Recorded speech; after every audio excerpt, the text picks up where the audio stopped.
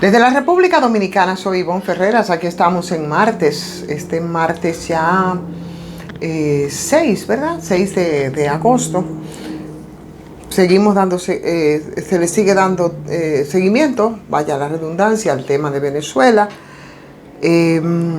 Hoy precisamente, aunque hay otras informaciones, las que se ponen de relieve son porque esto es de manera muy selectiva, que es lo que yo he estado señalando durante todos estos días, y la necesidad, por supuesto, de que se pueda poner todo en una balanza, una hipótesis que es manejable en medio de todo este tema respecto al caso de Venezuela, que de manera selectiva no se ha querido manejar.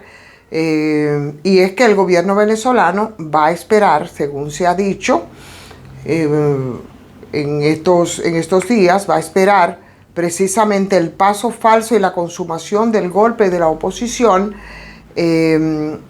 antes de presentar las actas, esas actas, benditas actas de siempre, y que siempre parece que estuvieron ahí en el plazo previsto por la ley, porque tampoco nos hemos detenido a ver si la presentación de esas ya célebres actas están dentro del plazo de la ley, horas después de la autoproclamación que se hizo de Edmundo González, que yo digo, y vamos a ser honestos, Edmundo González es una especie de candidato títere de María Corina Machado. Es como una marioneta que ella lleva y trae para acá y para allá. Y el Consejo Nacional Electoral, cumpliendo el pedido de la justicia electoral, que a mí me parece bastante atinado la petición que se ha hecho para la entrega de todas y cada una de las benditas actas. Bueno, pues ha cumplido con eso. Entonces, para los ansiosos, para los adversarios, para los que solamente han querido ver la moneda de un solo lado, yo quiero ver cuáles serán las opiniones respecto a esto, a la presentación de esas actas por parte del Consejo Nacional Electoral, que es a quien corresponde. Ni le corresponde al oficialismo, tampoco a la oposición, porque las actas originales son del árbitro de estas elecciones, que en el caso de Venezuela es el Consejo Nacional Electoral. Solamente decir esto porque, bueno, seguiremos dando seguimiento al caso. Respecto al tema de cielos abiertos, antes de pasar con mis dos temas centrales, que uno tiene que ver con lo que dijo el presidente Luis Abinader respecto a la modificación a la Constitución, y otra, señores, cuánto nerviosismo ha causado la caída de la bolsa de valores.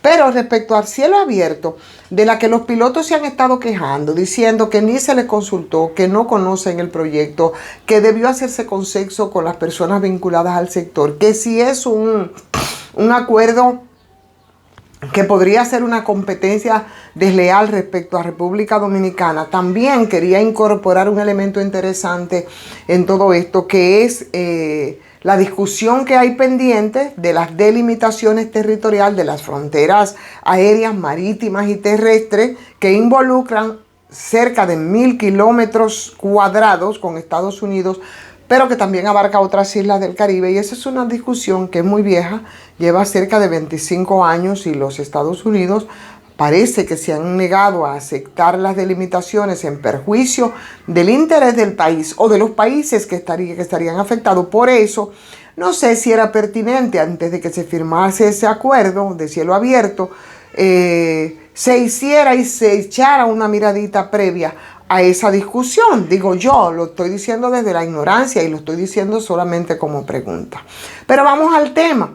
Y el tema, por supuesto, tiene que ver con lo que dijo el presidente ayer. Previo había hecho 4 preguntas por WhatsApp, que no fueron más que una especie de adelanto a lo que venía. Y ayer precisamente el presidente Luis Abinader confirmó, porque dio todos los detalles en la semanal de los 4 puntos que tendrá la propuesta, ¿no?, de reforma a la Constitución, que la va a someter ya de manera formal el próximo 16 de agosto.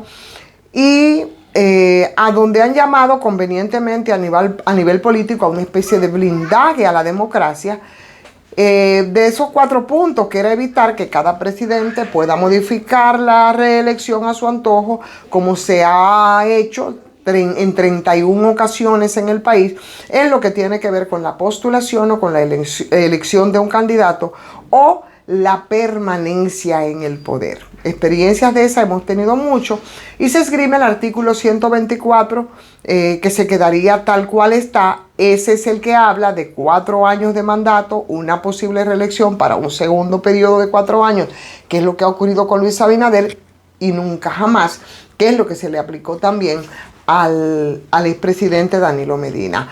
Esa modificación vendría en el artículo 268, que dice que la forma de gobierno, ninguna modificación a la Constitución podrá versar sobre la forma de gobierno, que deberá siempre civil, republicano, democrático y representativo. Esa versión, con la propuesta entonces, diría: forma de gobierno, reglas de elección presidencial, ninguna modificación a la Constitución podría versar sobre la forma de gobierno establecida en el artículo 4 de esa Constitución, que deberá ser, y ahí vuelve y empalma, siempre civil, republicano, democrático, representativo. Y se le agrega: tampoco podrá versar sobre las reglas de elección presidencial establecidas en el artículo 124 de la Constitución. Estamos hablando de la propuesta que sometería el presidente. Agregaría entonces un artículo nuevo, que es el 278, en el que dice que ningún funcionario de elección popular podrá beneficiarse de una reforma constitucional realizada durante su mandato, cuando esa reforma verse sobre las reglas de postulación, elección y permanencia en el cargo que ocupa. O sea que con todo eso, de lo que hablaba ayer el presidente en la semanal, debería entonces ser más que suficiente, según algunos expertos, que no lo soy yo, pero ha habido ponderaciones de expertos, sobre todo abogados constitucionales, pero hay otros que piensan que sería bueno agregar también un artículo transitorio que esté dirigido específicamente a Abinader, como hicieron, por ejemplo, con el caso de Danilo Medina en el 2015, y eso diría que el presidente actual no se puede postular ni en el 2028 ni nunca más. Entonces, por otro lado, está el controversial tema de la consolidación de la independencia del Ministerio Público, y ahí se agregan 4 cosas que tienen que ver con los requisitos, con la manera en cómo se designa el procurador y los procuradores adjuntos.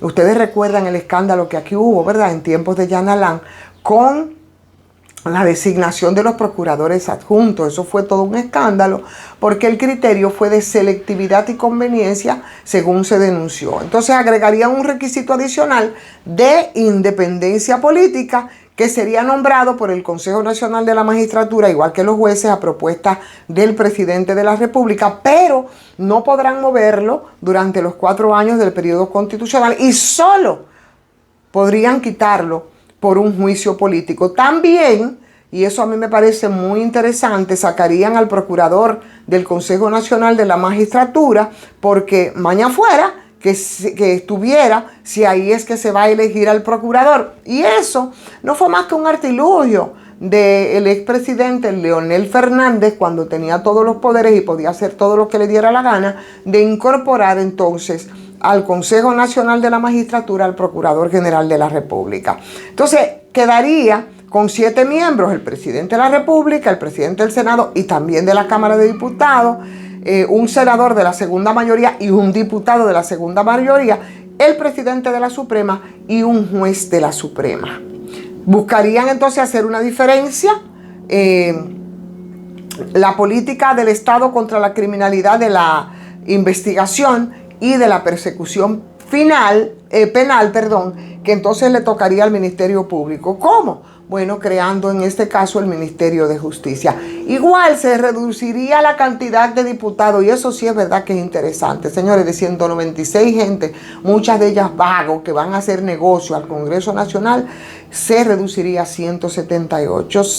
Por circunscripciones serían 5 diputados nacionales y 7 del exterior. Pasarían entonces a ser 137 en total, 110 por circunscripciones, 20 nacionales, 7 en el exterior. Y se unificarían, estoy hablando de la propuesta que hizo el presidente, las elecciones municipales, congresuales y las presidenciales. O sea que todo esto sería el tercer domingo de mayo cada 4 años. Y esa regla aplicaría evidentemente a partir del 2032, porque ya sabemos que para el 2028 los abogados están ahí electos. Se complica con los periodos entonces para los que fueron elegidos los alcaldes ahora. Otra cosa es que se propondría que se queden vigentes todas las disposiciones transitorias que tienen las constituciones anteriores.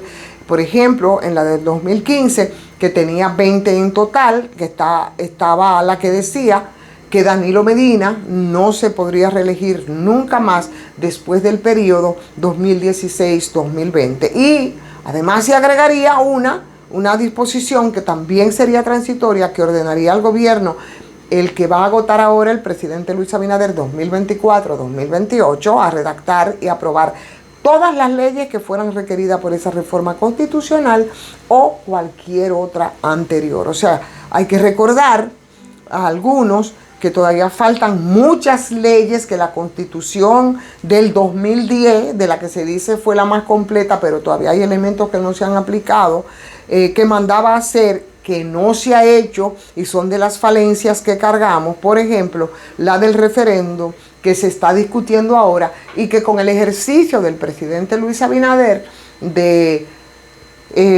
colocar esas preguntas en el canal de WhatsApp, de alguna manera es lo que más se aproxima o lo que más se parece a ese referendo aprobado, que no se le ha dado curso y que ahora es que se está retomando en esa Constitución del 2010. Mientras tanto, se lo voy a dar nada más como avancito, porque ya el tiempo se nos termina. Señores, anda el miedo ñango, porque ayer en la mañana en Japón hubo un desplome de un 12.4% en el principal índice de las bolsas de valores de Tokio. Es la peor caída desde 1987, se dice que también fue un día lunes, por tanto fue una especie de lunes negro 2.0, y después de ahí, señores, comenzaron a caer como moscas, como si fueran fichas de ajedrez, de dominó, todos los índices de las otras bolsas importantes del mundo, en Wall Street, el Dow Jones y demás.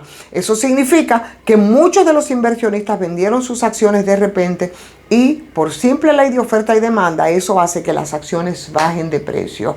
Hay muchas tecnológicas que fueron las que más sufrieron en este caso. Estamos hablando de Amazon, Microsoft, Google y demás, el tema de las criptomonedas. Y por supuesto, ese tipo de cosas pasa por muchísimas razones. La gente empieza a vender acciones cuando tiene temor cuando quiere tener su dinerito a mano, antes de que se ponga peor y puedan perder más dinero. Y por supuesto eso es muy motivado por el miedo. Eso por cualquier evento que puede ser político, que puede estallar una guerra, o porque un banco grande se pueda declarar en quiebra, o por una pandemia, o que simplemente se huelan que viene una crisis económica en este caso. Y en el de ahora, lo que todo el mundo ha señalado fue el aumento de las peticiones de ayuda de desempleo de Estados Unidos, una tasa de desempleo que subió a un 0.2%, se colocó a un nivel más alto después de la pandemia, y eso, bueno, aunque no podría no ser tan grave como para que las bolsas se caigan, hay una combinación de factores. Por ejemplo, el tema de la Reserva Federal de Estados Unidos, que no termina de bajar las tasas de interés en esa nación, para que haya dinero, y claro, con eso se pueda dinamizar la economía. Entonces está el temor para mantener esas altas tasas que provoque una recesión económica. Ante la posibilidad de una recesión, bueno, pues ya ustedes saben todo el nerviosismo que eso puede crear, pero también hay otros factores externos, empezando por el mismísimo Japón, que fue donde empezó todo este asunto, el tema donde están las guerras, donde están las crisis políticas y todo lo demás, que a los inversionistas los pone muy nerviosos. El caso es que eso fue ayer un movimiento y mucho nerviosismo respecto a la caída de las bolsas de valores. Mientras tanto, parece ser que eso todavía no nos afecta a nosotros. Se ha creado una burbuja en términos de las inversiones,